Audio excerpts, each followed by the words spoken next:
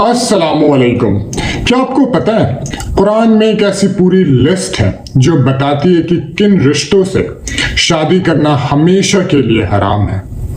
سورہ النساء کی رکوع 4 میں اللہ تعالیٰ نے محرم رشتوں کو اتنی تفصیل سے بیان کیا ہے کہ ہر مسلمان کو اس کا علم ہونا فرض ہے۔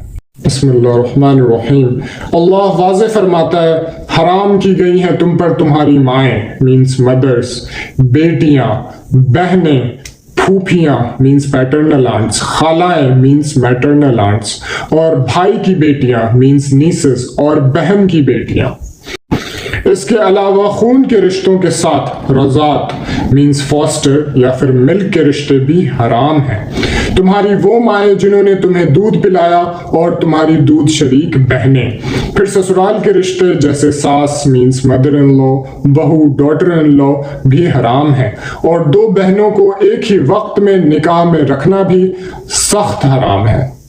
اس لسٹ کے بعد اللہ فرماتا ہے کہ جو عورتیں پہلے سے شادی شدہ ہیں مینس محسنات، ان سے بھی نکاح حرام ہے۔ ان سب کے علاوہ جن عورتوں سے تم شادی کرنا چاہو انہیں ان کا حق مہر دے کر پاک دامن طریقے سے نکاح میں لاؤ۔ اللہ نے شادی کا مقصد واضح کر دیا۔ محسنین غیر مصافحین مینس نکاح کی قید میں لانے والے بنو، نہ کہ صرف جنسی خواہش یا لسٹ پوری کرنے والے۔